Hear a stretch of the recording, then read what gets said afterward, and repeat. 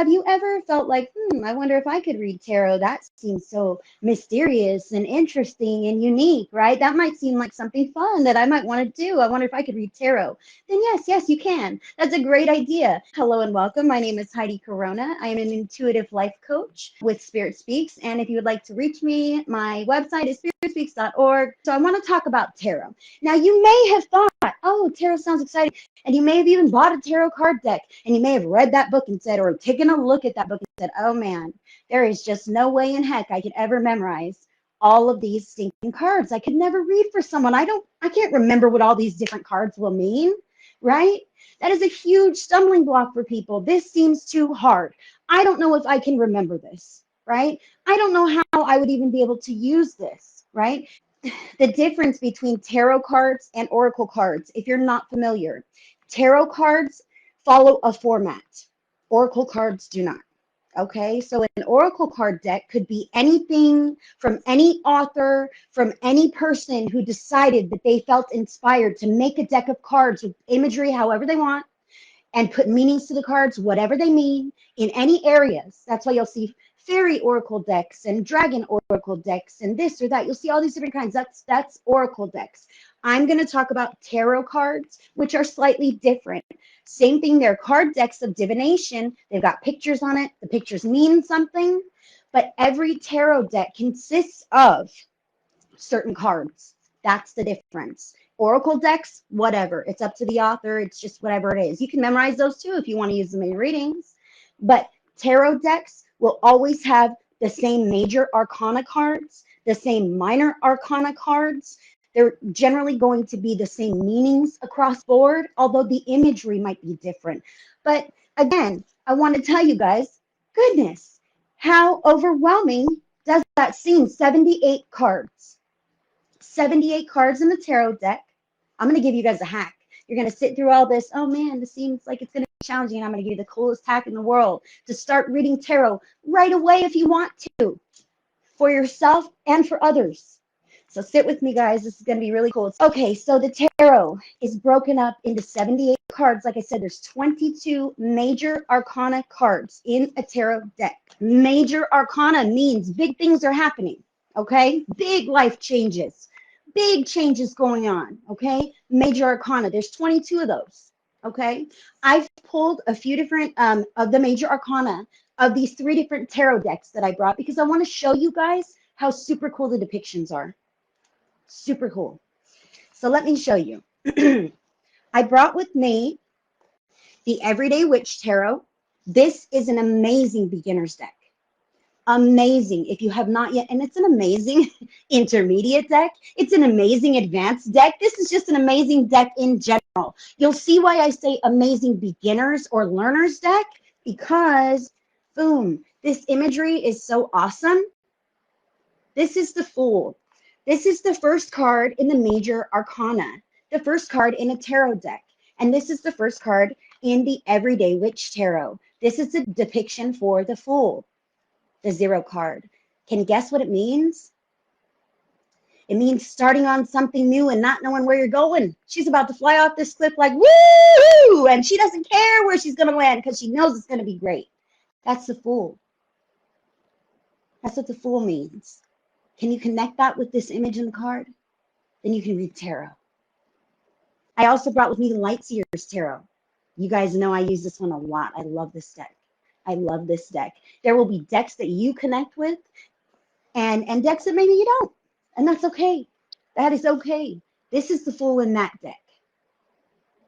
See that? She's about to just gracefully fall backwards into whatever this sacred geometry pattern, a blueprint of her life is. She's ready. The Fool. All open possibilities. If you can connect with this, you can connect that meaning, you can read tarot. I know you can, guys. I know you can. The third deck that I brought with me is the Gilded Tarot. This one's a little more masculine, a little more left-brained, if you'll ask me. This is the Fool. All open possibilities, juggling who knows what, standing who knows where, carefree, having a good time. If you can understand and connect with that, you can read tarot, guys. You can read tarot for yourself or anyone else. All you got to do is buy a deck with amazing imagery on it. And they are not more expensive than the other decks and aren't that great. I'm telling you right now. Find a deck that you connect with. And all you got to do is read the pictures. All you got to do is set it up with spirit. And it'll be easy, guys. So I'm going to show you a couple more of the major arcana. I'm going to move a little fast. High Priestess. This one's about intuition, listening to your intuition. This is the High Priestess in the Everyday Witch Tarot. This is the High Priestess in the Light Seers Tarot. See how you can kind of just understand the meaning of the card? She's getting downloads, guys, information coming down. She's in tune with her intuition.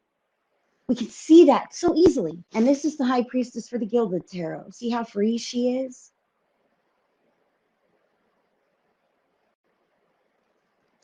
A few more. Death, the Death card. The Death is about cutting away things that no longer serve you, endings, but new beginnings on the other side of those scary endings, maybe, right? This is the Death card from the Everyday Witch Tarot, and the back of the cards look like this.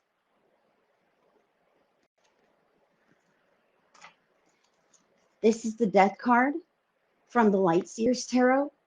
Again, endings and new beginnings, guys. Can you see that here?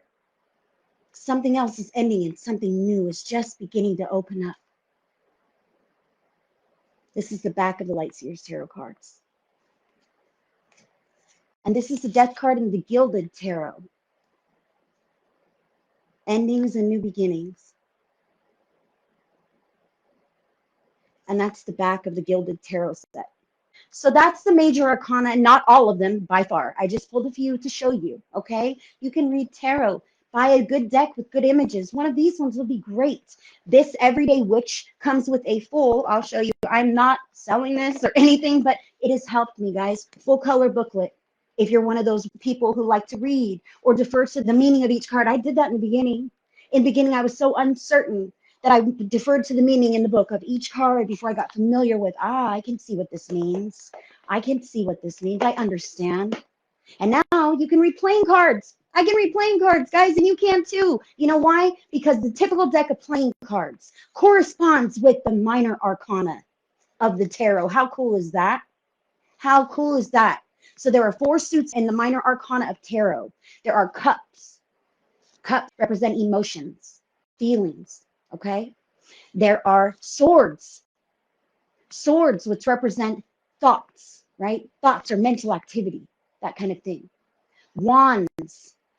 There are wands is another suit, and that's actions taken.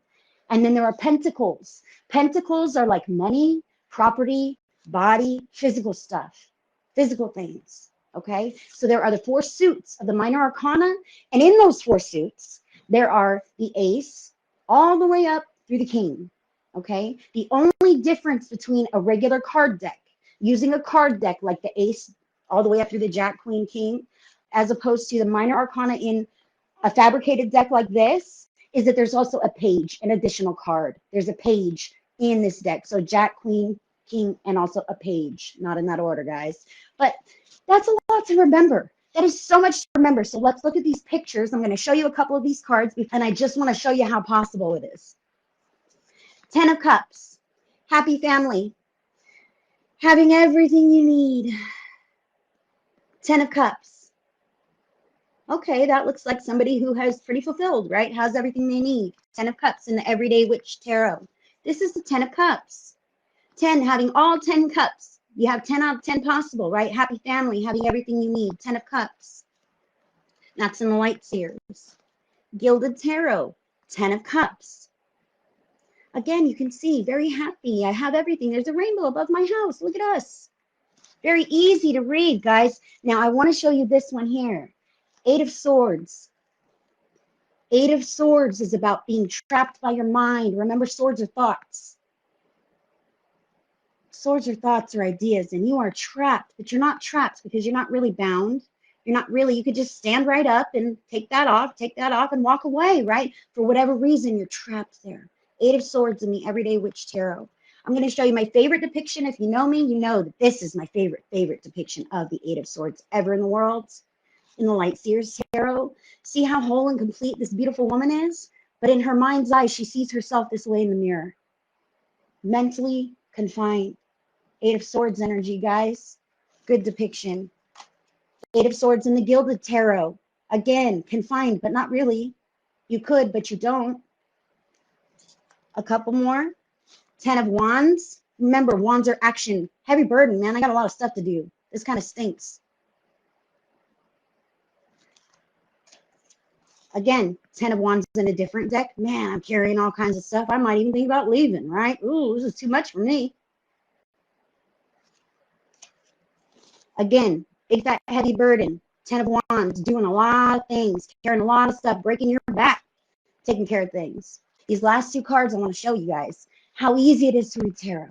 If it interests you, if it draws you. I have the 9 and 10 of Pentacles. Like we talked about, the 10, having all the pentacles that you need, right? Cups is emotions, but this is also money. I've got my family, I've got my home, we have our money in place, everything's good. That's 10, right? Complete. 9, almost complete. I kind of have everything I need, but I'm alone. I'm single, right? So the 9 is like a single person who has everything going on, except they're just not in a relationship. Can you see that there? Needs met, perfectly content. The 9 and then the 10 with all the family and everything else. These are both from the Everyday Witch Tarot. This one's from the Light Seers Tarot. Oh, I should put them this way. The 9 and the 10. See, having everything you need, being happy and content alone versus having everything and being happy with a partner or family. 9 and 10 of Pentacles. See how easy you can read these cards, guys. Here's the, I have them backwards, 9 and 10, one person alone, remember? And then the whole box is full. They just showing you, hey, my box is full. I got all my pentacles in order. One thing I must say about reading tarot, you may say, how can I read tarot? The spreads are so this or that. You know what? I used to walk around with that Everyday Witch Tarot in my hand. I have small hands, like I'm a woman and I have small hands. And so the card decks don't necessarily always shuffle or fit real comfortably, right? So we have to kind of find what works for us, what vibes for us. I used to walk around with that Everyday Witch Tarot because it fits my hands real good. And I would just let cards pop out and I would just interpret the message based on what I was doing in my day. Or I would send little messages in my mind to Spirit. Spirit, what do you think about this? Boom, a card. And then I would read it. Okay, how do I interpret this? How do I interpret that? I start small, guys. Start small. Pull little cards. Just have a little fun with it.